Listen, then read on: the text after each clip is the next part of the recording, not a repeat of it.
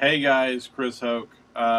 This will be the last one in regards to protagonist slash antagonist specifically. We're always going to be talking about them throughout the entire process, but this will be the last one focusing on them specifically. We're fixing to get in now into some story structure stuff and your three act structure, your rules of threes, and things like that. So we're fixing to go into a little more detailed nuts and bolts type stuff, but we're going to spend one more discussion on specifically only antagonist protagonist. And this last exercise discussion, whatever you call it, is on clear goals for both. Okay, why is this so important? The more convoluted your story, and I have been talking about this all along. I know I risk sounding repetitive, I know, with this one, but it's so important. I want to single it out exclusively. Clear goals for your good guy and your bad guy can make or break your story. If you don't understand what in the hell the bad guy wants, you aren't going to be able to follow the movie. You'll emotionally disconnect from the movie, and it'll be nothing to you. Okay? You have to connect your audience emotionally to create a great story. You have to. And the clearer and simpler that is for me to understand as a viewer, the more I connect with it. You give me a bunch of barriers to overcome, and it doesn't make sense, or it's just convoluted, and it's just all bass backwards. I'm not going to connect with it emotionally. I'm going to tune out, and I'm going to get bored with it. Now, keep in mind, I'm not saying you can't have a complex scheme.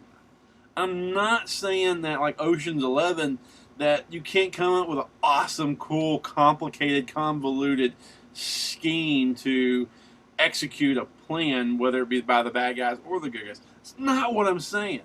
That is not what I'm saying at all. But one of the appeals of Ocean's 11 and those type of movies is the complication of the scheme. But the goal is clear. They're there to rob the casino. So that's never in doubt. We're there to rob the casino, period. And the casino is there to not get robbed.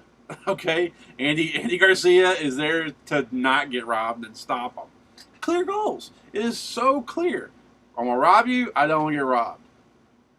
And everything in the middle and how you execute that can get convoluted and witty and clever and cool and sophisticated as much as you want.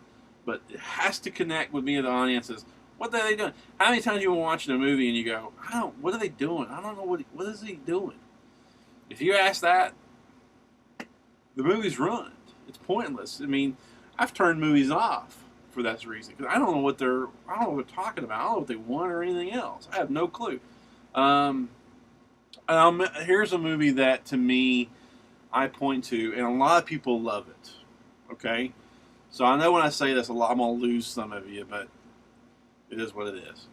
The movie The Rock, Sean Connery, Ed Harris, Nicolas Cage. My problem with that movie on a story level is there comes a point where Ed Harris, the bad guy, just says, "Well, they called her bluff. It's over," and it totally destroyed the movie for me. I remember watching it in the theater going, "What? No, the main bad guy just quit? What?" And then he all of a sudden he's flipped, and he became like he started sort of kind of helping them or something. And what? No, I thought the whole thing was he was holding Alcatraz hostage for such and such, and then that changed, and I didn't know what was going on anymore. It became like a mess.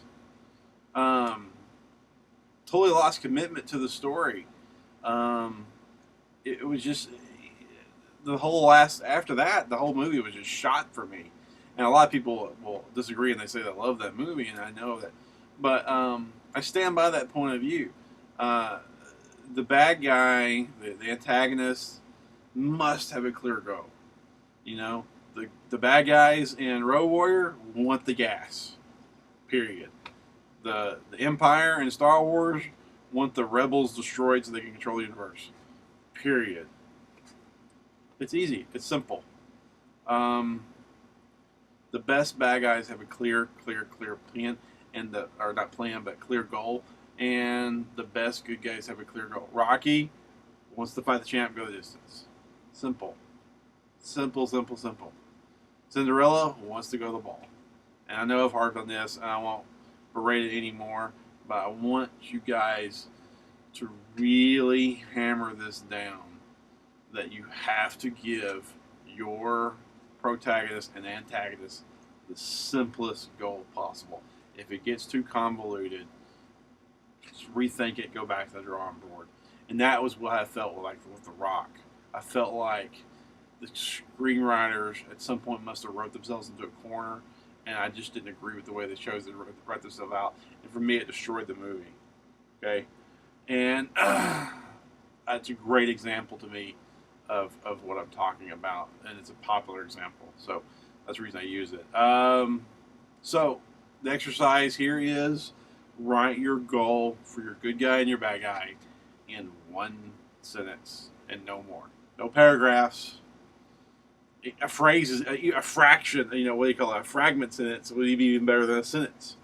You know, just simple. No commas, no ands, no buts. Just what is their goal?